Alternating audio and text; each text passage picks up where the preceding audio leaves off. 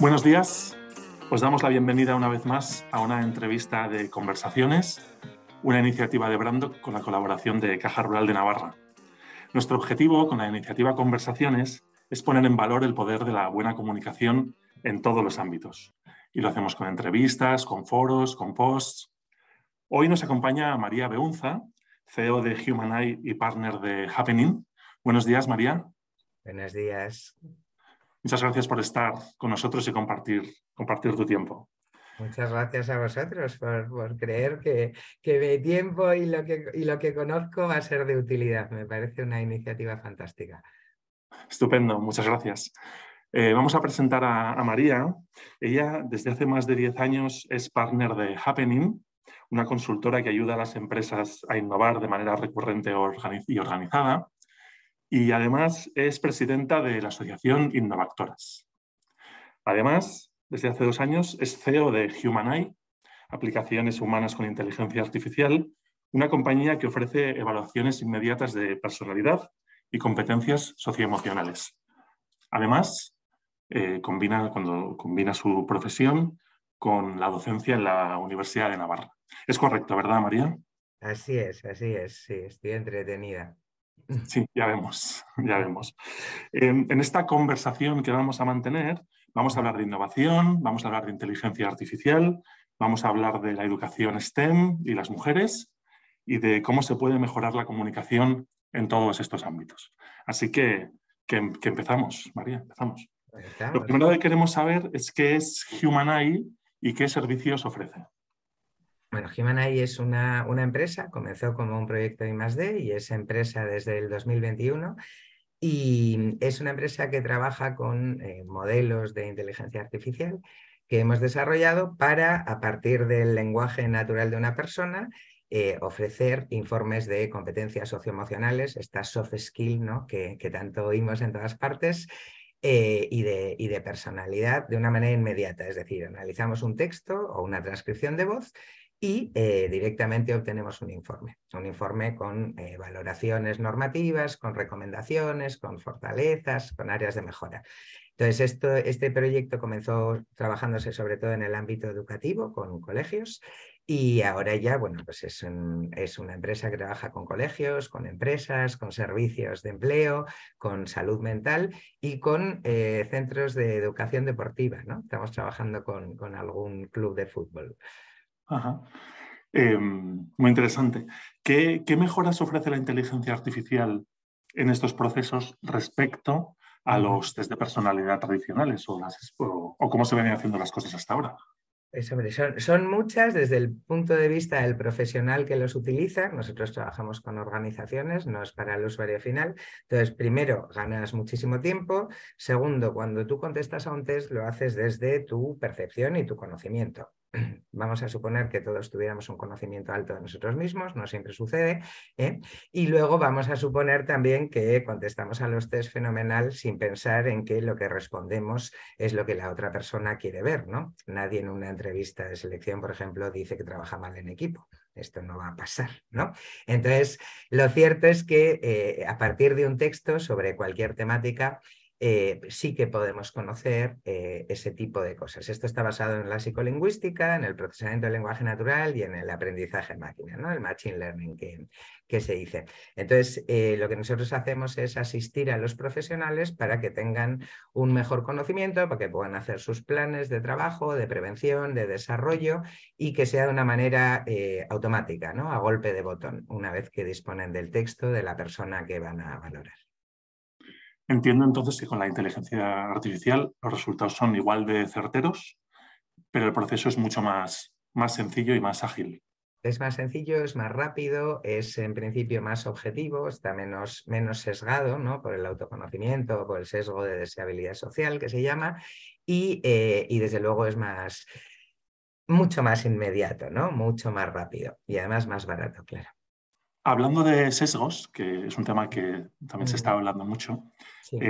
se habla de que hasta ahora gran parte de las experiencias de inteligencia artificial, o algunas, solían tener sesgos de género, de etnia.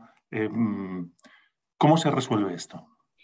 Bueno, vamos a ver, una inteligencia artificial lo que hace es aprender y aprende de lo que recibe, ¿no? Esto es como si un niño, una niña aprende y asumimos que todos los profesores son iguales, ¿no? Y que transmiten las mismas cosas y de la misma manera. Pues la verdad es que no, ¿eh? Y entonces a las inteligencias artificiales, en función de los datos que les demos, evidentemente, si esos datos tienen sesgos humanos, porque los sesgos vienen de los humanos, no nos olvidemos, pues aprende con sesgos. Es decir, esto sucederá si vivimos de datos del pasado o si no somos lo suficientemente ponderados como para introducir todos los datos y velar mucho porque no tengan esos sesgos, ¿no? Entonces, ahora ya realmente cada vez se trabaja mejor, ya existen marcos, existen, bueno, pues criterios para velar por que los sesgos sean los mínimos y luego además en inteligencia artificial, desde luego, no entrenas una vez, ¿no? El proceso es iterativo, vas reentrenando, vas afinando, bueno, estos son los aprendizajes supervisados, ¿no? Pero de verdad cada vez más la gente produce más datos que permitan, vamos a decir, objetivizar todavía más, ¿no? Pero es verdad que no es la IA la que tiene sesgos. Quiero decir, esto me parece importante. Tiene sesgos los datos que le introduzca quien sea. Y si vienen sesgados de casa, pues entran sesgados a la máquina, ¿vale? Eso es, sí, sí. Pues sí que se habla mucho de este tema, pero bueno, poco a poco va mejorando muchísimo. Estos días se está hablando mucho de inteligencia artificial y sobre todo de chat GPT. Ajá, Y ajá. para las personas que nos ven, ¿hasta Ujú. dónde nos va a llevar la inteligencia artificial? A corto Pues y a medio plazo. yo soy optimista, yo pienso que la inteligencia artificial nos va a aumentar las capacidades, que va a reducir muchas de las labores que podían ser tediosas, rutinarias, mecánicas, y de hecho en muchísimas cosas que hacemos es muy útil, ¿no? Tú vas al Google Maps y eliges tu ruta, bueno, pues te lo está dando una IA, lógicamente, ¿no? Y en esto no nos parece mal, ¿eh? Entonces nos parece muy bien y es una asistencia que tenemos. Entonces yo creo que nos asistirá, nos ayudará a hacer muchas cosas. Luego, el problema muchas veces, yo esto lo veo con mis alumnos, ¿no? Cuando hablamos de los riesgos de la tecnología, que los tiene, ¿no? Como los medios de comunicación tienen riesgos, ¿no? También y hay fakes y hay muchas cosas, pero el boli no es el problema. El problema es la mano que está detrás del boli. O sea, que nuestro problema en cuanto a los miedos que tiene la gente no van a estar tanto en la propia tecnología como en la mano que gestiona esa tecnología, ¿no? La bomba nuclear no se inventó para matar gente. Por lo menos los científicos que estaban detrás no era su intención. Entonces, con esto va a pasar siempre lo mismo. Va a depender en muchos casos de los humanos y de nuestros criterios éticos y morales para hacer las cosas. Entonces, el potencial es enorme. Yo creo que nos va a ayudar más de lo que nos va a perjudicar. Y bueno, yo soy tecnooptimista, lo tengo que reconocer, ¿no? No soy ludita, no quemaría la máquina de vapor si me tocara volver a la revolución industrial. Me ha gustado el concepto de tecno-optimista. Sí. Me ha gustado. Vamos a cambiar un poco de tema. Vamos a hablar Ujú, de otra cuestión en la que tú estás muy involucrada, que ujú, tiene que ver con la incorporación de las mujeres, sobre todo a las profesiones tecnológicas y científicas ujú, que siguen en España copadas mayoritariamente por hombres. Además, el 11 de febrero es el Día Internacional de la Mujer y la Niña en la Ciencia, ¿no? Porque, bueno, evidentemente es algo que hay que cambiar. ¿Qué iniciativas conviene desarrollar para incrementar la participación femenina en las profesiones tecnológicas y científicas? ¿Y qué puede ofrecer la comunicación para cambiar esta realidad?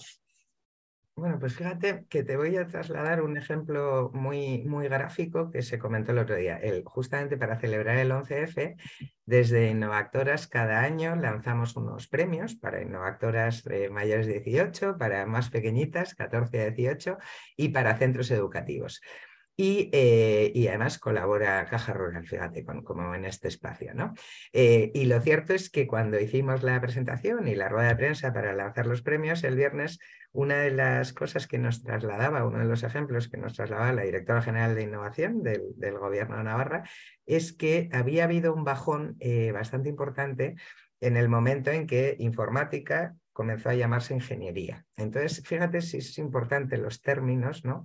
Porque en ese momento hubo un bajón en las inscripciones, ¿no? En las matrículas de ingeniería informática. Se consideró que era algo ya más para chicos, bajó mucho. Y sin embargo, en otros ámbitos realmente cada vez es más alto, ¿no?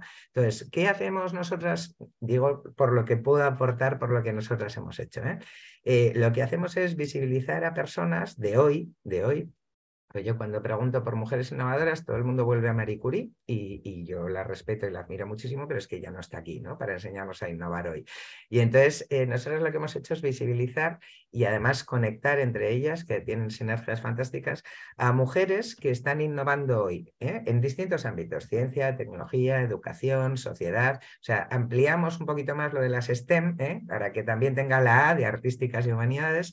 Y lo que ofrecemos son referentes de muchos países, de 17 en estos momentos, que lo que están haciendo es innovar. Son muy buenas en lo suyo y además muy comprometidas con otras cosas, ¿no? Y han buscado soluciones en lugar de quedarse quejándose o victimizándose, ¿no? Han pasado a la acción y son personas además comprometidas socialmente.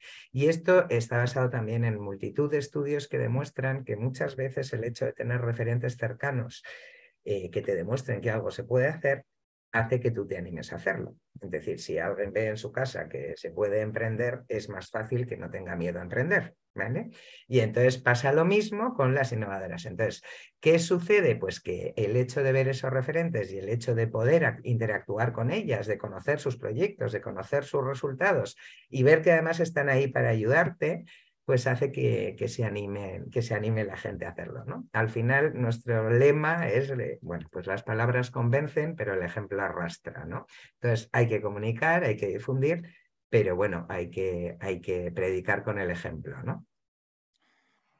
Muy interesante. Nosotros en Brandoc siempre decimos que hay que hacer bien las cosas y hay que contarlas bien, ¿no? Que es algo que encaja perfectamente con lo que dices tú de mostrar con el ejemplo, ¿no? Exacto. Que hay muchas personas muy interesantes haciendo cosas que valen mucho la pena y no se les conoce, ¿no? Y pues hay que mostrarlas. Ahí tenéis un papel muy importante, ¿no? Quienes os dedicáis a la comunicación, porque yo siempre digo joder, que hablamos mucho, demasiado, de quienes hacen mal las cosas, ¿no? Y quizás dedicamos menos tiempo a quienes las hacen muy bien. Y el mundo funciona porque hay gente buena, no por los otros. Los otros cada tanto incordian, pero el mundo realmente funciona porque hay mucha más gente haciendo bien las cosas que haciéndolas mal, ¿no? Si no, esto habría implosionado la Tierra. Y no es el caso, ¿no? Entonces, yo creo que hay que invertir más tiempo en mostrar esos buenos ejemplos, en demostrar que se puede innovar, en demostrar que se pueden buscar nuevas soluciones, que siempre ha sido así, no es lo que nos ha ayudado a avanzar ni históricamente, ni desde luego lo va a ser ahora, y entonces ahí vosotros tenéis un papel, pues como te digo, muy importante. Una reflexión interesante, sin duda. Vamos a cambiar un poco, bueno, vamos a seguir hablando de innovación, pero desde otro punto de vista. Según los datos del INE de 2021, el gasto en I+D interna en España alcanzó el 1,43 del PIB. Y Navarra está por encima de la media en inversión por habitante en este sentido, solo por detrás de País Vasco y Madrid. Dos preguntas y vamos terminando. ¿Qué deben hacer las empresas para ser innovadoras y qué papel tiene la comunicación para impulsar esa innovación? Vale, primera premisa, ¿vale? El gasto, además llamado gasto y no inversión, en I+D es un indicador muy relativo, ¿vale? En Navarra durante tiempo, yo he trabajado en la Agencia Navarra de Innovación durante 7 años con perspectiva regional. Navarra en lo que destacaba, por ejemplo, si hablamos de este entorno, era sobre todo en que de esa parte, una parte muy importante, el 66% era inversión privada, es decir, no eran fondos inyectados desde el sector público con el dinero de los contribuyentes, ¿vale? Eran de verdad de las propias empresas. Ese es un indicador muy relevante porque son ellas las que son el motor de empleo y son las que innovan con esa I+D para llevar eso al mercado y generar nuevos servicios, nuevos productos y demás, ¿no? Entonces, ¿qué hacen las empresas que innovan muy bien y sistemáticamente?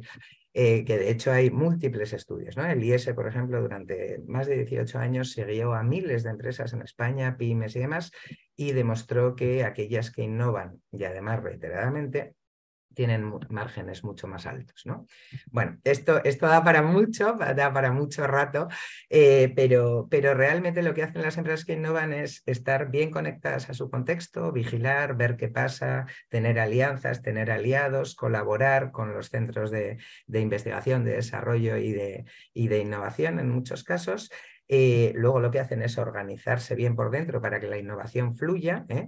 Están los que se equivocan y están los que aprenden y entonces, bueno, pues siempre tiene que haber un cierto proceso. La gente tiene que saber qué hacer con esas buenas ideas, el para qué son esas ideas, el lanzarles retos, el que esté reconocido el hecho de innovar y que no se penalice. En las grandes empresas, pues los movimientos limitantes de carrera, por ejemplo, ¿no? La gente sabe que si asumes algún riesgo, su carrera puede estar en juego. Conclusión, no innovan. Qué lío. Bueno, y entonces, y luego ya tenemos que tener personas innovadoras. Esto quiere decir, bueno, pues que sepan, es decir, algo tienen que saber para poder innovar, que puedan, ¿no? Que tengan los medios, los recursos y desde luego que quieran hacerlo, ¿no? Y eso implica trabajarlo de muchas maneras.